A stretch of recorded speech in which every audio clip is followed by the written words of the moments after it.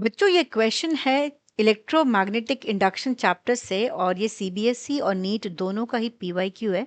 एक बार पढ़ लेते हैं मैं क्वेश्चन क्या दे रखा हुआ है। Two coils have a mutual inductance 0.005 henry. The current in the first coil changes according to the equation I is equals to I naught sin omega t, where I naught is 10 ampere and omega is 100 pi radian per second. और निकालना क्या है हमको? The maximum value of the induced EMF in the coil is, and these are the options. तो बच्चों जब दो coils के बीच में म्यूचुअल इंडक्टेंस एम होता है ना, तो एक कॉइल का करंट अगर हम मान के चलते हैं तो एक कॉइल का करंट अगर चेंज करता है तो दूसरी कॉइल में क्या होगा? ईएमएफ इंड्यूस्ड होगा। यही बोलते हैं ना हम।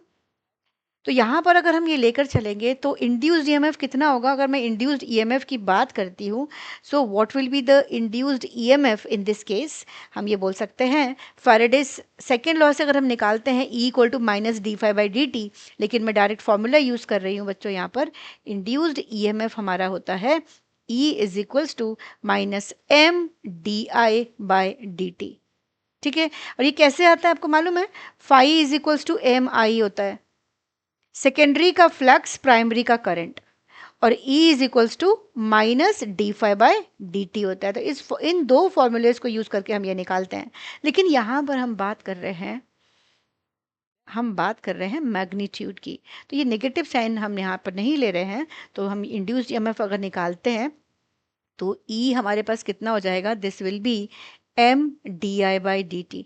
बच्चों अब यहाँ पर करंट हमें क्या दे रखा है? करंट जो है वो साइनोसॉइडल वेरिएशन है। It means it is a function of sine omega t, ये दे रखा है हमको। तो यहाँ से अगर हम देखते हैं कि अगर मैं करंट है ना, करंट को अगर हम डिफरेंशिएट करते हैं यहाँ पर, क्योंकि हमें D I by D T चाहिए। If you differentiate this I then will get D I by D T. तो उसको डिफरेंशिएट कर लेते हैं।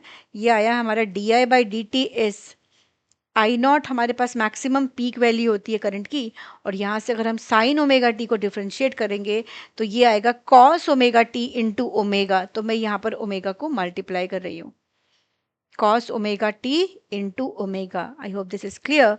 और अब आ जाते हैं हम इस पार्ट पर। यहाँ पर हमने सिर्फ अभी D I by D T निकाला है। मैं ईएमएफ की अगर बात करती हूँ तो EMF M into I naught omega cos omega t, ये हो गया बच्चों।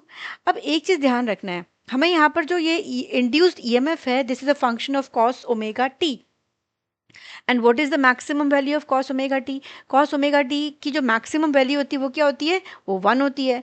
हमें ये मालूम है कि maximum value of cos omega T is 1। इसका मतलब ये जो टर्म है हमारा ये पूरा 1 हो जाएगा। अगर ये 1 हो जाता है तो हम क्या बोल सकते हैं? ये वैल्यू हमारी क्या देगी? ये हमारा जो होगा वो पूरा मैक्सिमम वैल्यू देगा इंड्यूस्ड ईएमएफ का, राइट। तो हम यहाँ से बोल सकते हैं कि ई मैक्सिमम, जो मैक्सिमम होगा हमारा induced EMF, this will be M I naught into omega. और यहाँ पर सब्सटीट्यूट कर देते हैं values. 0.005 is capital M which is given in the question, and then I naught is 10 ampere, and what is omega? It is 100 pi. तो इसको जब simplify करते हैं, क्योंकि ऑप्शंस आप चेक करोगे it is in terms of pi only, और यहाँ पर अगर मल्टीप्लाई करेंगे तो हमें कितना मिल रहा है? We are getting this as 5 pi, and EMF की यूनिट हो गई वोल्ट, राइट। तो अगर हम अपने ऑप्शंस को चेक करते हैं तो फर्स्ट तो नहीं है, सेकेंड ऑप्शन अगर हम देखते हैं तो this is the correct answer for this question, 5 pi volt. ठीक है।